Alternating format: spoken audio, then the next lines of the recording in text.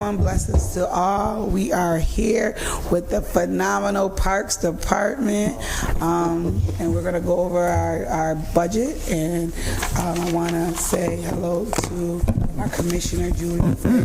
She'll be leaving us short, so I'm a little upset about that. But I want everybody to give some love and support to Julie Lefebvre. Before we get started, I want everyone from the Parks Department to come. Oh, wait, boom. Let me talk about how great our team is. Madam President's team, because she's our lead. So we have Councilor Hogan here, Councilor Monta, we got Councilor Paniagua, Madam President. We have myself, Councilor Caldwell. We got Councilor Cho over here. Say it 3 times. And we have Councilor Jen Schultz, and again, Commissioner Lefebvre. So, Commissioner, before we get started, can we have, just everyone just say what department, so that the people can know, the great people we have in the Parks Department. So, yeah, before they do it, all wonderful 15 people who came here, unless more walked in, I just like to say that I like to invite them to come because they're their subject matter experts, and they are what is represented in this budget. So I like to have them answer, and I also like to see you guys see the faces of who these people are and the work they're doing. So, and every year I do think we have to break records for attendance for departments, and I'm proud of that. But so yeah, if you guys could come on up to the microphone, introduce yourself, what you do with our department, one at a time. Tracy, start us off. And you don't have to scooch, but you got to bring the mic down.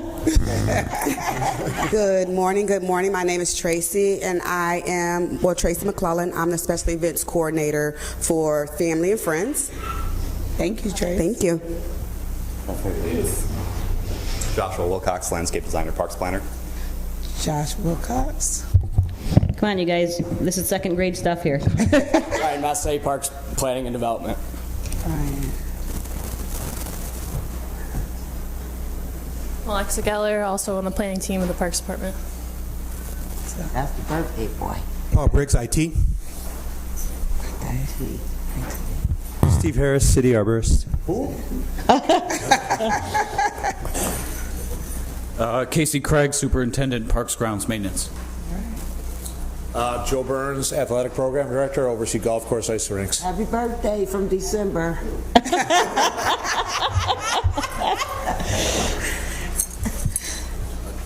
Trevor Wallace, adult athletics and field permitting. Hello. Yeah, right. Bridget Nugent for Special Events Coordinator for the big events and things like that. My classmate. It's my classmate. August 15th. August 15th. Oh, my goodness. Professor, Aquatic Supervisor with Syracuse Parks and Rec. Aquatics. Okay, go. Swimming, yeah. Tyler Montresor, Syracuse Parks and Rec, Aquatic Supervisor. Awesome, aquatics. Brent Lopes, Aquatics Director. Yes. Oh, boy. Jack Davison, Program Director for Athletics. All right. Dave Bardenett, Senior Citizen Parks and Rec Coordinator. Recently promoted. All right. All right. I am Chris Abbott, Recreation Program Director, Health and Wellness Programs and Senior Recreation. Slash the other birthday boy. And Sam, can you come up too? And Julia, you both have to come up. Introduce yourself. They're also part of the team, whether they don't want to come up to the mic. All right. Chris has 20 years? Congratulations. Wow. I think we have a few others that have that as well. I am Julia Regan. I'm Commissioner's Secretary. I used to be in law, so you might know. Okay. And Sam, while he's not officially on budget a member of the Parks Department, he is a member of the Parks Department. I'm Sam Russell, technically Finance Department, but I do like accounts payable and stuff like that for Parks. So, yeah. Thank you. Where are your other 20 years? Dave, do you have more than 20 years? You raise your hand if you're more than 20. Right. Yeah, we have. Okay. You got 24? 24? You got 24? Oh, my. 25, 20. There's a few others. All right. Okay. Nowhere but to this book. But that's let's go. This is the Parks Department. Look how deep they come. I love it. Let's go. All right. So I want to start by saying thank you for my Parks Committee too. You've been enormously encouraging and great to work with, and you guys have been great partners. And even if you're not on our Parks Committee, I've just truly appreciated working with all of you guys, even when we disagree, which rarely happened, I think, right? But okay, so this is our Parks Department budget. I can just give you a really quick, brief summary of some changes, and then I will just let you ask whatever questions you like. And again, I will refer to my team if it's specifics that I feel that they can answer better than I can. So this is our Parks Department budget. This budget represents a few big changes. However, we were able to balance it out a little bit so that it didn't grow as much as it could have. The Parks Department, as you may know, manages majority of the mowing in the city. We have well over 200 locations, which is medians, obviously parks, parklets, just green spaces. This year we also added 100+ spaces of city-owned vacant lots that instead of being reactive to mowing, we're now being proactive, so that a lot of these lots that we know are just going to remain vacant, but instead of waiting for the grass to be this high, it's going to be addressed the same way all of our other mowing is. So that was also added into our contract, or into our budget this year. Additionally, if you've been paying attention, yesterday the first meeting with the county was for the agreement with the dog shelter. The committee passed it. It's now going to a vote. So in this budget is the addition of 7 new positions, shelter attendants, 6 shelter attendants, as well as 1 animal services supervisor. Those staff, again, if it passes with the county, because the council already passed it, they will move into second chance dog shelter. So this is 7 new created full-time positions within our department. Hopefully they will be filled if that passes. Also in here, relative to the mayor's State of the City address, we have, oh yes, yes. You talked about the shelters and the dog. I thought that had went over to police. So, okay, so that's a good question, and I want to make that distinction. So there's dog control when dogs are picked up off of the street, and there's dog control officers who pick up dogs, whether they're cruelty cases or abandoned or just running wild. That will continue, that will remain. Dog control will stop. Their services essentially end when they put the dog in the shelter. They don't really have to do anything else for the adopting out, right? The dogs, they did their job in taking the dog off of the street. So what the dog shelter role is when these dogs, there's a 10-day window, redemption window, that the dog can be reclaimed. After the 10 days, the dog's been fully vetted, it's medically ready to be released, it needs to be adopted out. That's what these shelter people will do. They will be working hand in hand with Second Chance, who has the knowledge, has the reputation, knows how to adopt out dogs. So the shelter attendants will have nothing to do with picking up the dogs off the street.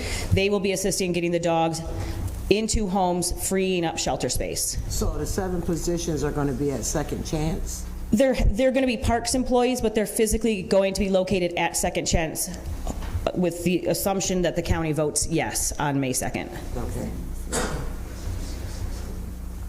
Also in here, we still have our therapeutic recreation position that unfortunately has not been bid out yet. It's going to be in the very near future. We had some troubles getting the spec approved, but we're ready to move forward with that.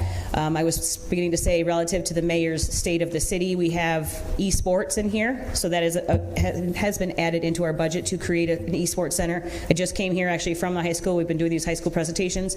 Kids nowadays, like it or not, unfortunately they're not as active, but they're active doing this. So one way to keep them from doing negative things is this creation of the esports center.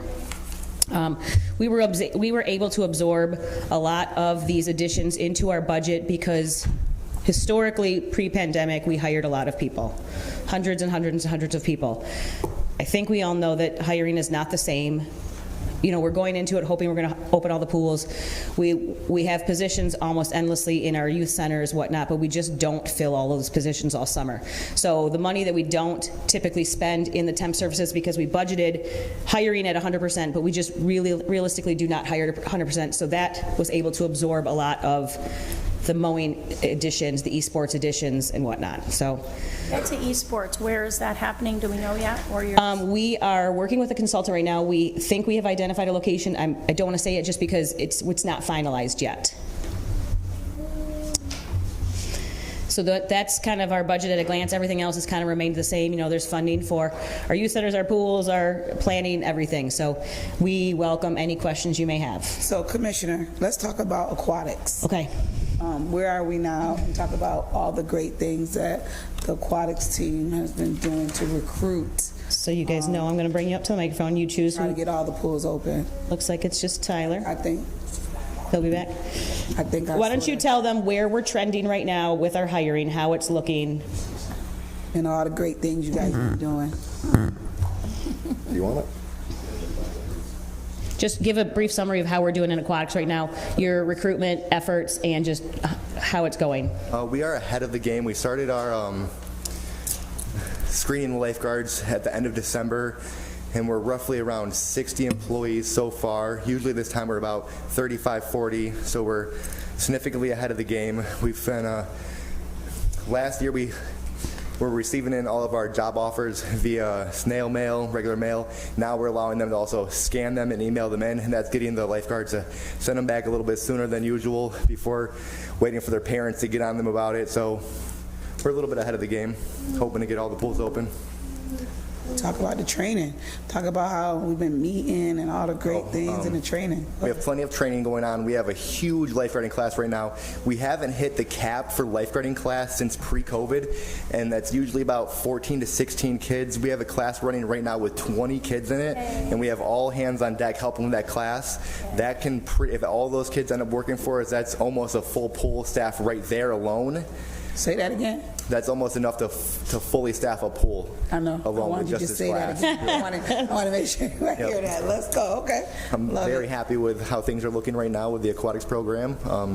We have a couple more CPR recertifications coming up and a bunch more opportunities for people to screen with us and to work for us this summer. Awesome.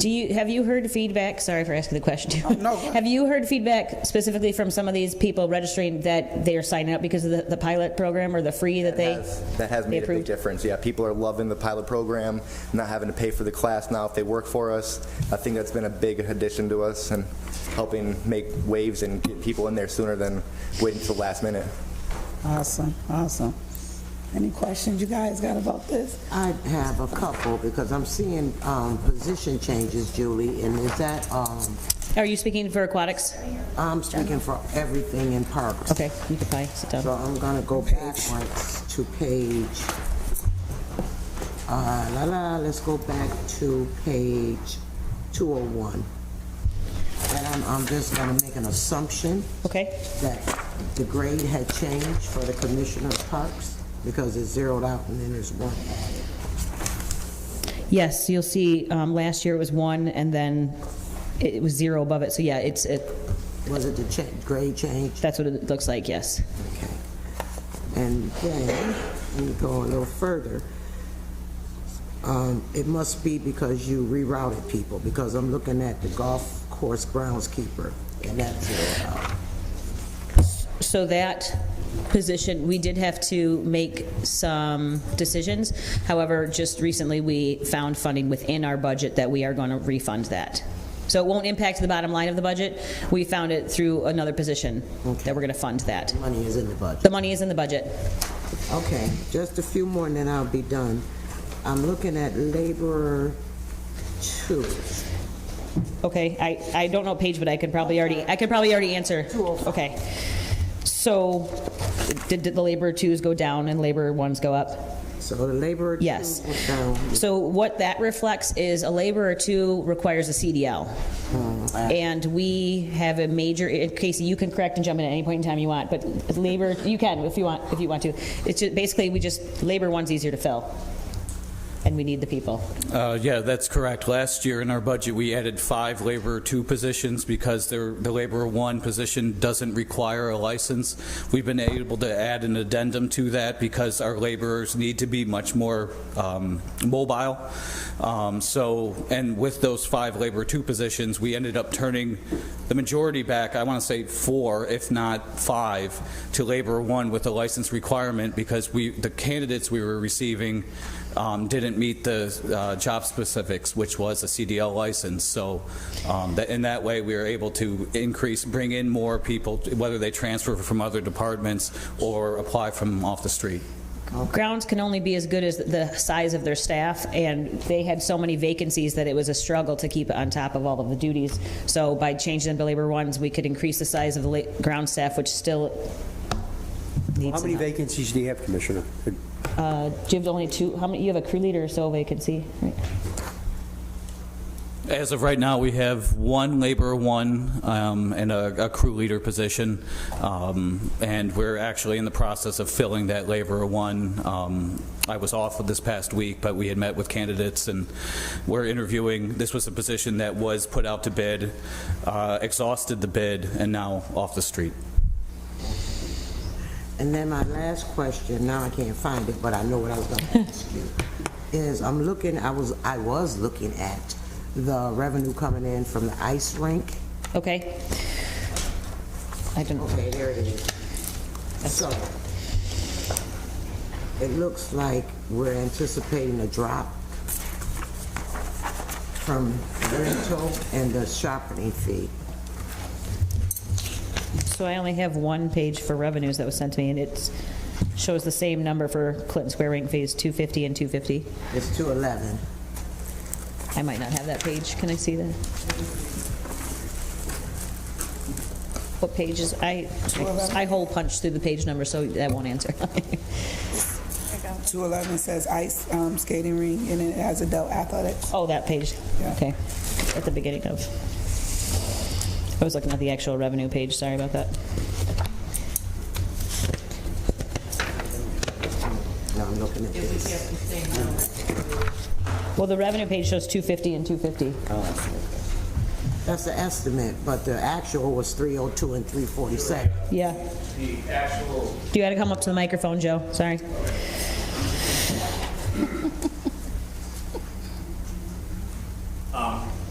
The actual revenue this year compared to last year is going to be around $214,000 compared to $250 from last year. And the majority of that reason is we lost 4 weekends due to weather. Okay. And we also, about 70% of our business of the year happens from December 23rd till January 5th. And we didn't have the extended break this year. So that had a lot to do with it. But the weekends, the 4 lost weekends was the main reason why. It's an open air facility and we're weather dependent.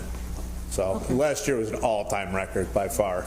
So we broke a record last year by over $90,000. So that's kind of an anomaly of it's a little bit of an anomaly of a number last year. So Yeah, we had a terrible winter for the rink. for the rink, we Not us running it, but the weather. especially what we had last year, which was way above anything we've seen before. So Yeah. You want a really terrible winter? Take a look at me on ice skates. Thank you. Okay, I'm done. So why did the Clinton Square maintenance zero out? Are we doing that in-house now? What page are you on? 206, Parks Ground Maintenance. 542. Clinton Square maintenance. Was it question? Question was, why is Clinton Square maintenance zeroed out? So that must have been something that happened in at fiscal year 22, because it wasn't in this year as well. So we must have had some specific project that year. Okay. And with the increased mowing of those 100-plus properties, are those all contracted out, or is it a blend of in and out? The contracts are being awarded right now. I don't know exactly how many vendors. It goes. The bid went out in February. The results came back, and it's low bidder per location. So there's a variety of contractors. So those lots used to be under the responsibility of neighborhood business development, that codes? Codes. Yeah, oh, so now they're transferred? Not all of them. No, Codes still is absolutely doing their own mowing. These are lots that we know there's no owner. It's like a vacant lot that's city-owned that it's going to help for the aesthetics of the city. So who was doing them before that? Was it? Codes was doing it on a reactive basis, and Codes still is doing that. They just gave us 100 of the lots that they know are just going to grow. They know the Parks Department can handle it. Yes. Codes is still going to play a role, because we're not going to be responsible for checking and inspecting, because we can't take that role on. So it's a collaborative effort between Codes. Okay. So Code sites, and then you go out and take care of it. So these ones will not be cited. Codes will still, I don't want to speak too much for Codes because I don't know all of the inner workings of Codes, but Codes will still function in that capacity by citing people. These are ones that are city-owned vacant lots. There's no one to cite. It's not a park green space, but there's also no one to cite. Yes, Timothy.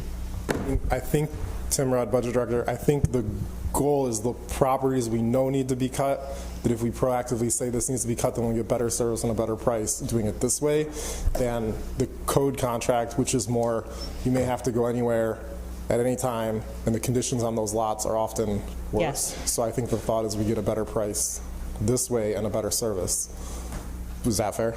Yeah, that's fair. They're still going to be, they still will operate on a weekly basis or daily basis where they say, these are the addresses you're going to. These are known addresses. Right. They bid on that specific address. We're not going to be operating under, we need you to go check out this property. Well, you got more than one contractor, or just got one contractor? There's a lot. They bid on. We put out. Like, there'll be an Elmwood Park bid, and then people bid and it goes to the low bidder. And then if they do a bad job, they go to the next low bidder. They'll get rid of them.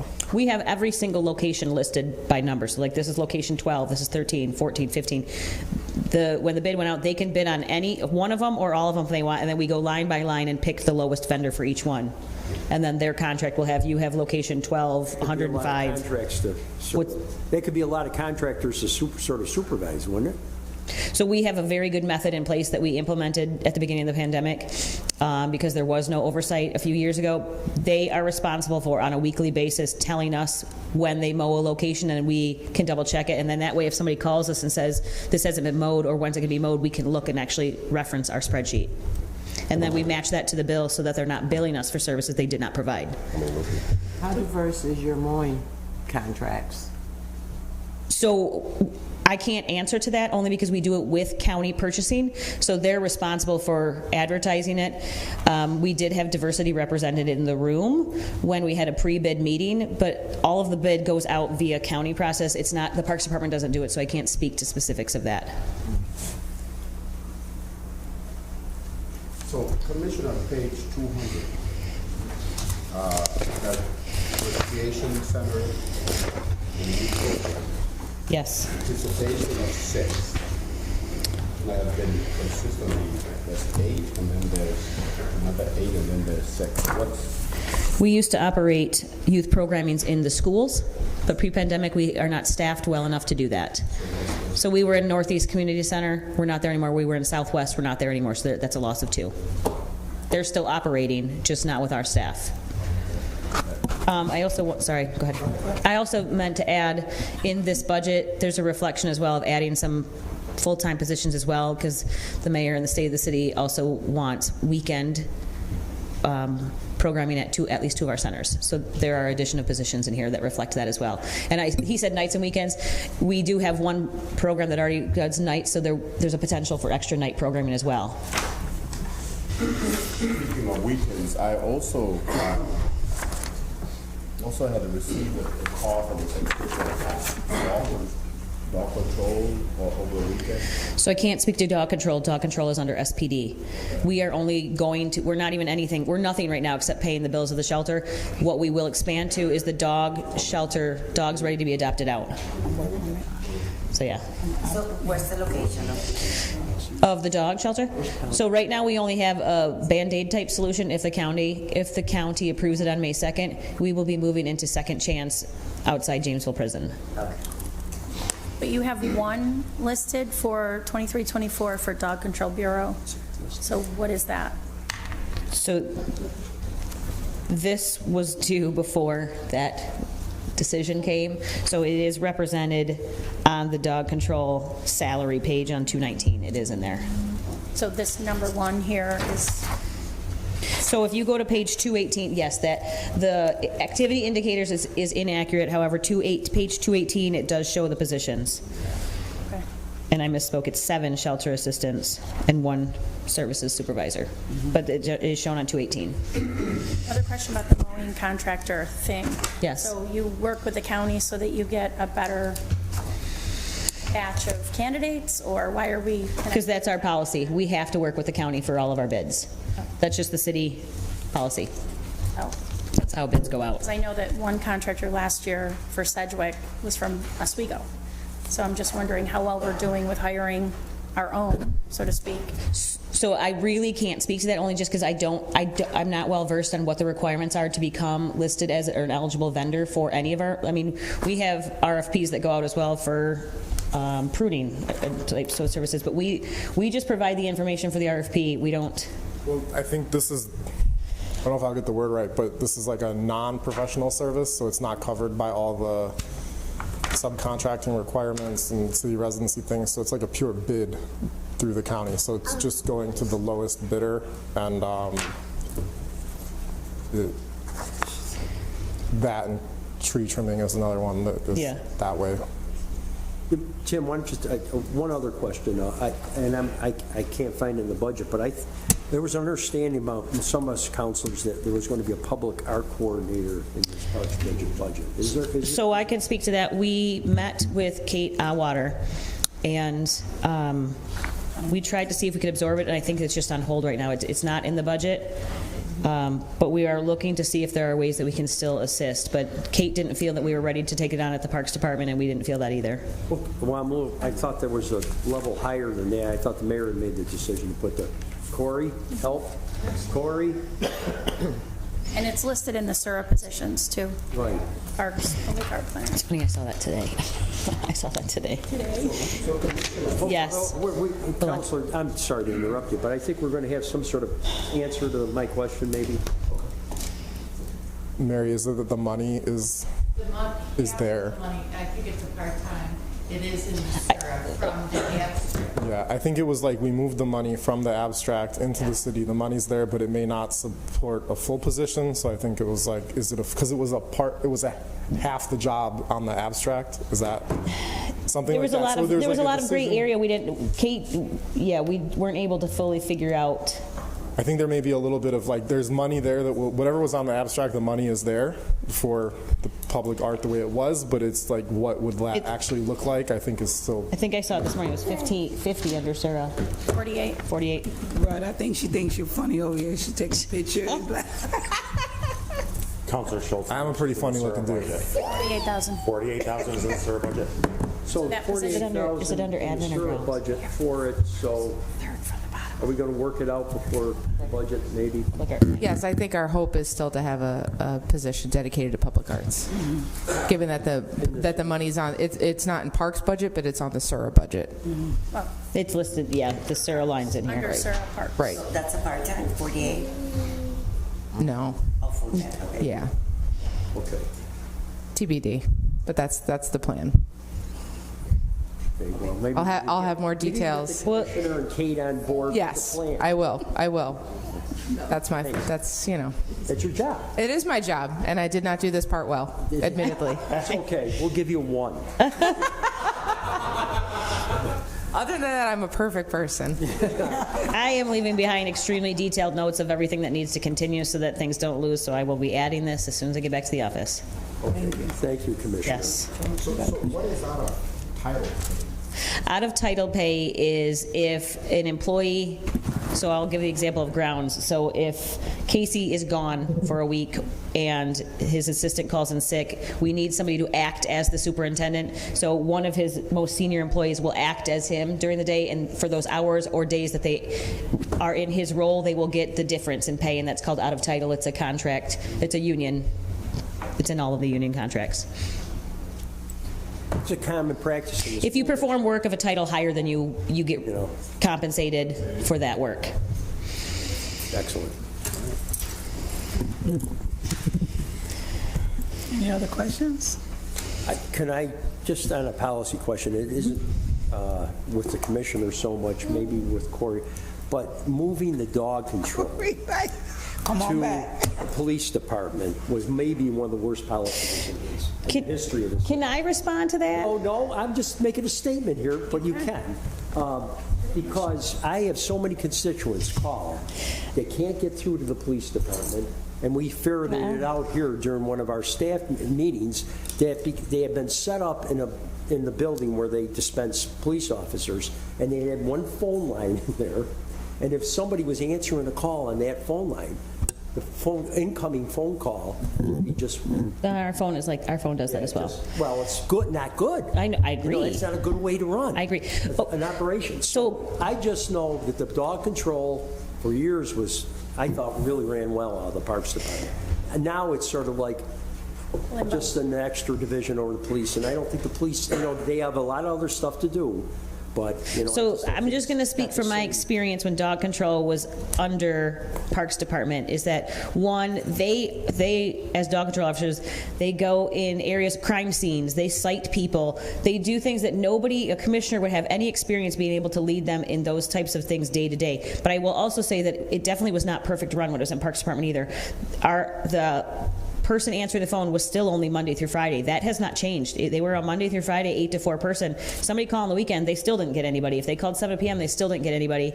So I can't speak to their operations now, but it definitely was not perfect in parks either, as much as I'd like to take that compliment. But no, but it was well. And the shelter situation has been a disaster, and that's because we had the same vendor for 30 years who ran it very poorly, high euthanization rates. We moved, and we're just I'm just saying that the response is not what it used to be. Yeah. As for a city councilor, because the city councilor Majoke would be calling the commissioner of parks to get the hope and goal of getting, right now, there's a really poor response. Part of the reason there's a poor response, meaning dogs, they can't pick up dogs, is because there is literally no space to put a dog. There is no open kennel. So the intent is to hopefully help dog control operations by freeing up kennel space. Because if we free up 12 spaces at a time and take them to second chance, they can now take 12 more dogs at the dog control, which will help some of it, not all of it. Commissioner, you are proving my point, because I can guarantee if I would to ask those questions, if any of the police command staff, they wouldn't give me answers as detailed as you just gave me. I guarantee that. Because they got other... We do meet... So I think we made a big mistake. All right. In their defense. We do have... No, I know, but we do have meetings every 3 weeks, and there are members of dog control and or police that do attend those, but yeah. Yeah, I think, the dog control officers are taking somebody's property. They're walking into situations that might be domestic situations that the parks commissioner, that really is outside the realm of her expertise and what anybody else at parks does, whereas it's a little bit more closely aligned with police. In terms of the service that's being provided and whether or not folks are available, I think that's a valid question to pose to SPD. But, in terms of training and protocols and procedures of what happens when you go into somebody's home and take their property, which is what dog control officers do, that's much more aligned with the police department than with aquatics and the city arborist and things that are more under parks. So I don't have just a little experience in this. Our dog control people used to work all the time with the police department, and if there was a situation like taking a dog away from, say, somebody who was peddling drugs, and years ago they used to cut the vocal cords of the dog in order, to go after, so if the police entered, the dog wouldn't bark and just go after the police officer. They would align with our dog control people all the time. There was a very good working relationship for years. Yeah, just in speaking with SPD, they also shared concerns in this way. Their dog control officers can work closely with animal cruelty, which, SPD has had to, continue to invest in, unfortunately, because there's more and more cases of animal cruelty out there. So I don't disagree with you, Counselor. I think there's, in conversations with SPD, we just thought the role and function of dog control really more aligned more closely with SPD. But once the dog is in the city's possession, then it's all the Parks Department. So treating, taking the dog to the vet but dog control is getting the dog into the city's possession, and once it is, then Parks takes over. So I don't disagree with you. And the animal service coordinator that we approved I think is going to do great things for the whole operation. Yeah, I agree, and I appreciate the council's support in going in that direction, because I know in speaking with SPD, it takes up a significant portion of their time. No, I appreciate it. It's we've been a few of us have been working for years to try to fix just the whole shelter, everything situation. Any other questions from this fabulous team over here? This is my favorite hour of the year. You're only giving me 30 minutes. It's your last hour before us, too, Commissioner. No. Okay, so before we end this meeting, tell us, what was the most rewarding part about being a commissioner? I don't want to get emotional. What a nice question, Fred. These people right here, right there, that team, is they make the passion that they put into the jobs every day, and they get either no credit for, screamed at, or just, told they're doing it wrong, but they come to work every day with new ideas, and they work together, and they reach out to other departments, and they reach out to you guys. They make everything I've done so fulfilling and so rewarding. Standing ovation for you.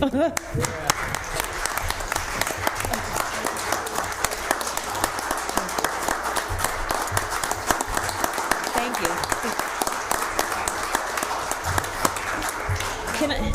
What you liked about us? I'm not joking when I say, like, I have always appreciated the questions you guys ask. I am, like, have always said budget hearing is my favorite hour of the year. Like, I've been celebrating today that's budget hearing day because I appreciate the interest you guys put into the Parks Department, because I've always said we're the most misunderstood department in the city, but yet we are the 4th largest and we are everywhere and we do everything. And so I've always appreciated the interest you guys take. And I always I remember my first shock was like how interested you guys were in trees, which I love trees. But I was like, man, they really care about those ash trees. Like, but no, I've appreciated how much you guys ask, because to me, you have a vested interest in the work that they do. So thank you. Exactly. Thank you, Parks. Can we get one more group shot since we missed a few of the people at the beginning? Thank you. If anything, I had to give them a round of applause over there. And I would say, as my first year is coming on and being a part of it and being a part of the team and, working with you guys and you guys dealing with, my crazy ideas and like, come on, we could do it, right? It's been phenomenal, right? So as well as Commissioner LaFave would say, let's go, Parks, y'all know I'm ready, right? So we will this budget hearing, and everybody, we're out. Thank you. Thank you. Thank you.